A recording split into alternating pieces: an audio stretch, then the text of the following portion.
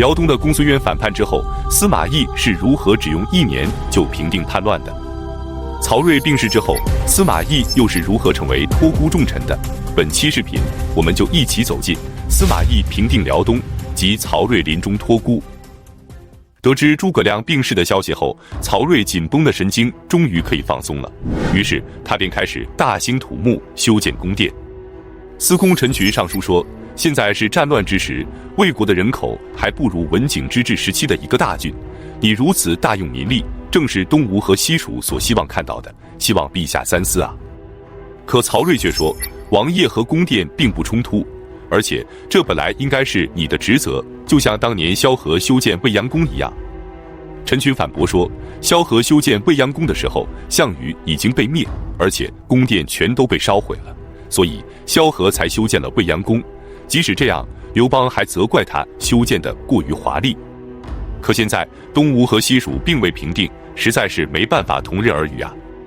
此后曹睿稍微收敛了一点，然而他减少大兴土木之后，却开始沉迷于美色了，导致后宫的美人多达上千人，而且还挑选6名会读书识字的宫女担任女尚书，让他们处理奏章。高柔和杨父多次劝谏，但曹睿不可听从。让曹睿非常无奈的是，即使拥有这么多的美人，可他却依然无法确立太子，因为他的3个儿子全都夭折了。于是235年8月，他将曹芳和曹询收为养子，封曹芳为齐王，曹询为秦王。236年，辽东太守公孙渊自称燕王，并且派遣使者前往鲜卑，授予鲜卑单于印绶，引诱鲜卑人侵扰曹魏的北方边境。同时，他又向东吴称臣，准备联合东吴对抗曹魏。曹睿得知后，立即征召司马懿进京，商议平叛之策。司马懿告诉曹睿，只需要1年，他就能平定辽东。238年，司马懿率领4万大军从洛阳出发，前往辽东。临走之前，他给曹睿上表，希望曹睿能停止京城的工事修建，减轻百姓的负担，以保证军需之用。公孙渊得知曹魏出兵后，立即派遣卑衍和杨作等将领，率领万余步骑兵驻扎在辽睢，并且挖掘了20多里的壕沟，坚壁高垒，以抵御曹魏大军。辽睢即今天辽宁省海城市西北的高坨子附近。6月，司马懿率军抵达了辽东，公孙渊命令卑衍率军前去挑战，结果卑衍大败而归。司马懿命令大军向东南方向进发，佯装攻打潍堑，吸引敌军的主力，而主力大军则隐蔽着渡过辽水，直逼襄平，即今天的辽宁省辽阳市。得知魏军准备攻打襄平，卑衍非常担心，连夜赶往襄平增援。大军到达首山，即今天辽阳市西南15里处，两军再次展开激战，结果卑衍再次战败，司马懿便趁机挺进了襄平。正在这时，天空下起了暴雨，而且这场暴雨一连下了30多天不停，导致辽水暴涨。魏军的将领们非常担心，建议司马懿迁营，可司马懿下令，再敢进言迁营者必斩。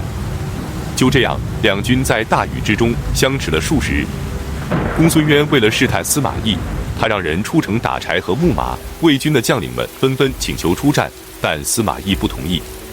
陈规便请问他说，当年攻打孟达的时候，我们昼夜不停地急行军，然后突然发起攻击，最终才顺利地拿下了上庸城。可现在远道而来，为何行动却如此缓慢呢？司马懿回答说，当年孟达的兵力少，粮食却能支撑1年，我们的兵力是孟达的4倍，而粮食却不足1个月，所以必须速战速决。可现在敌人的兵力多于我们，粮食却没有我们多，所以不能速战。何况我并不担心敌人进攻我们，只是担心他们会逃跑。现在敌人的粮食将尽，而我们的包围尚未合拢，如果现在抢掠牛马，只会逼着他们逃跑，所以我们不能因为小利就把敌人给吓跑了。此时远在洛阳的朝中大臣得知辽东下着暴雨，而且敌人强大，纷纷给曹睿上表，建议让司马懿撤军。可曹睿却说，司马懿临危之变，生擒公孙渊是指日可待的，各位不必担心。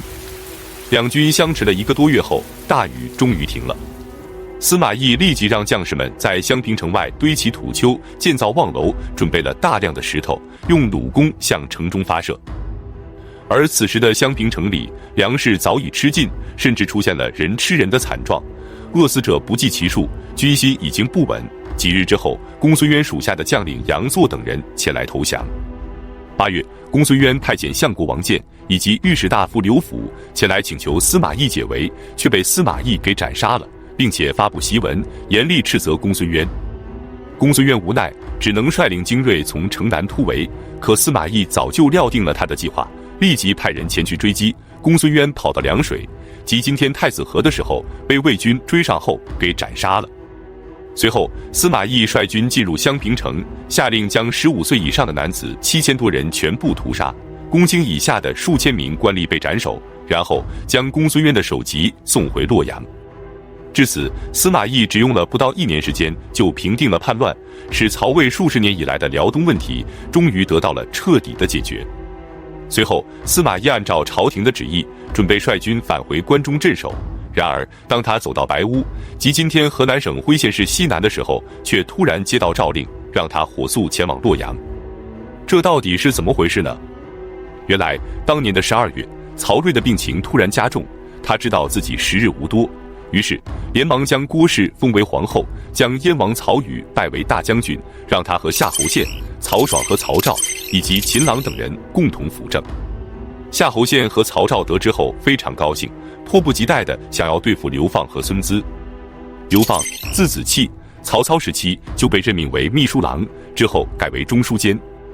孙资字彦龙，历任秘书郎以及中书令等官职，与刘放一起执掌中书机密。曹睿继位后，日常政务和出师用兵之事都由他2人亲自管理，甚至连朝廷决议的大事，曹睿也经常让他俩决断而行。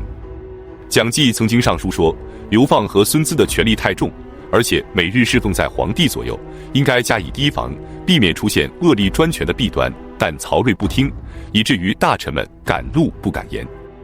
只要曹睿病逝，夏侯宪和曹昭掌权后，他们便准备除掉刘放和孙资。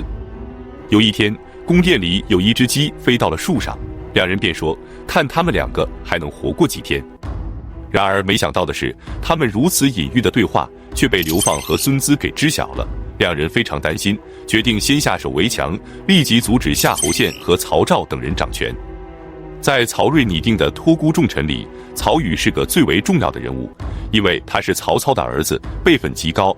但是他性情温顺，坚决不肯就任大将军之职，多次向曹睿辞让。于是曹睿便问刘放和孙资的意见，他们回答说，燕王知道自己难当大任，推辞也就合情合理了。曹睿无奈地问道，那还有谁可以担此重任呢？由于当时只有曹爽在旁边，刘放和孙资便顺势推荐曹爽，并且说道，应该召回司马懿，让他和曹爽共同辅政。曹睿看着曹爽，问他说，曹爽能够担此重任吗？曹爽顿时间汗流满面，紧张的不能回答。刘放便在暗中踩他的脚，耳语说，快说以死奉社稷。曹爽这才跪下说道，臣愿以死奉社稷。就这样，曹睿接受了刘放和孙资的意见，同意让曹爽和司马懿共同辅政。然而刘放和孙资出去之后，曹睿却改变了主意，下诏制止司马懿进京。过了许久，曹睿再次召见刘放和孙资，对他们说，我本来想召司马懿回京，但曹昭等人极力反对，差点坏了我的大事。于是命令他们再次书写诏书，可刘放却说，陛下最好能亲自书写，以防万一。可曹睿已经四肢无力，无法书写，于是刘放立即跳上卧床，把着曹睿的手勉强地写下了诏书。27日，曹宇大将军的职位被免，由曹爽接替，并且要求他和夏侯宪以及曹昭和秦朗等人立即离开，不得在宫中停留。几天之后，司马懿匆匆赶回洛阳，在曹睿的卧床前接受诏令。曹睿拉着他的手，让他和曹爽共同辅佐太子。司马懿连连叩首，答应了曹睿的嘱托。然后曹睿召来曹芳和曹询拜见司马懿，指着曹芳对司马懿说，你仔细看看，可不要看错了。曹芳上前抱住了司马懿的脖颈，司马懿叩头流泪。之后曹芳被立为了皇太子。当天，魏明帝曹睿驾崩于洛阳宫的嘉福殿，年仅34岁。几天之后，他被葬于高平陵，即今天河南省汝阳县大安乡公儒店村。之后，年仅8岁的太子曹芳继位，尊奉郭皇后为皇太后，司马懿和曹爽共同辅政。曹爽觉得司马懿的年纪和地位都比自己高，所以他像对待长辈那样对待司马懿，朝中大小事务都向司马懿请教，不敢独断专行。